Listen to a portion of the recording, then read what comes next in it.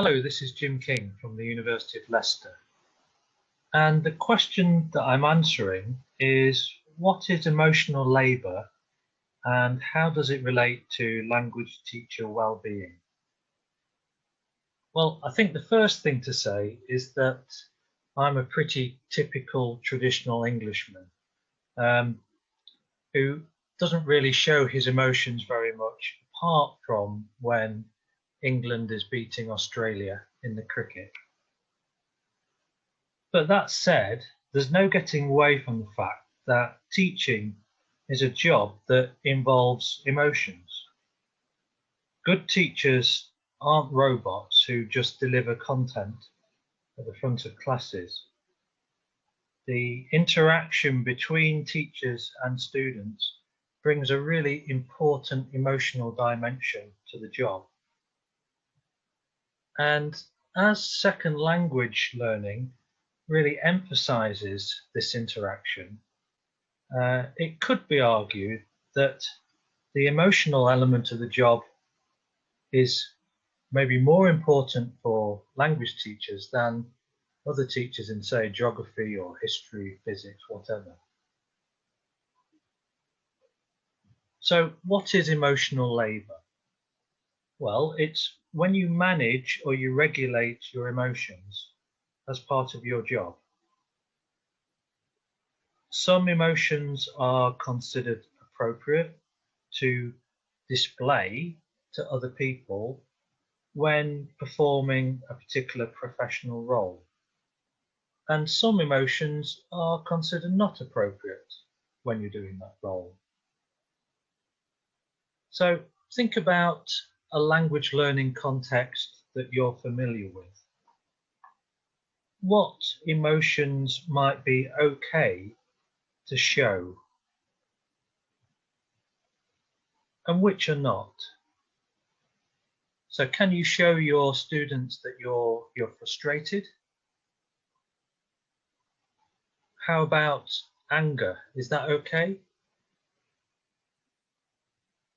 Maybe your supervisor or your head of your school expects you to be really enthusiastic when teaching and display enthusiasm.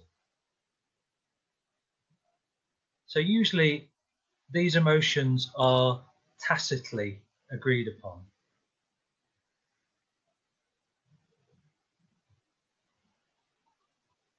And emotional labour involves suppressing or manufacturing emotions when you're interacting with others. And there are lots of ways to regulate emotions, but a nice simple way of looking at this is through the idea of performing them by either deep acting or surface acting. Now, deep acting involves when the teacher is actually trying to feel the emotion that isn't coming naturally.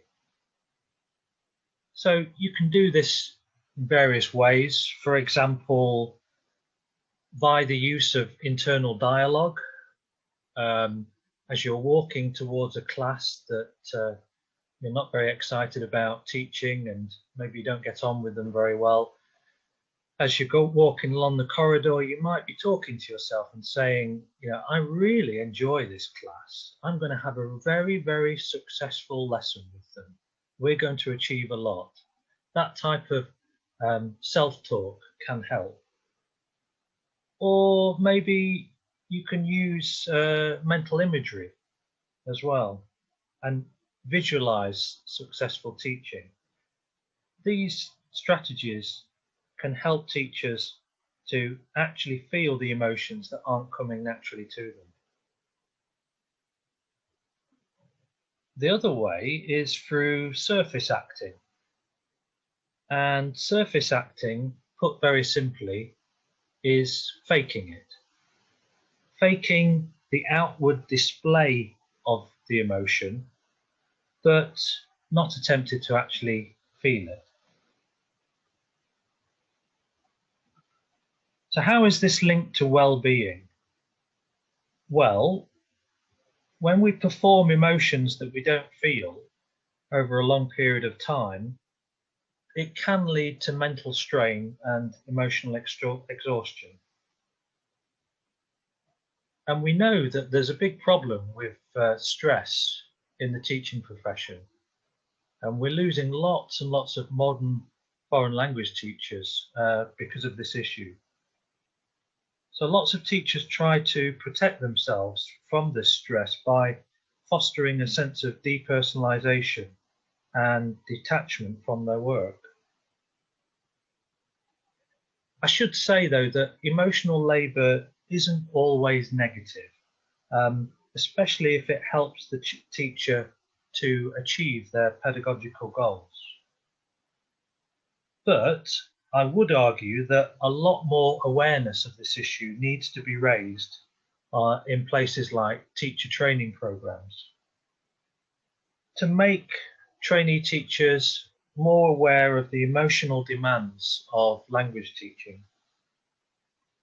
I also think we need to arm teachers with effective emotion regulation strategies and coping mechanisms that can help them deal with teaching related stress.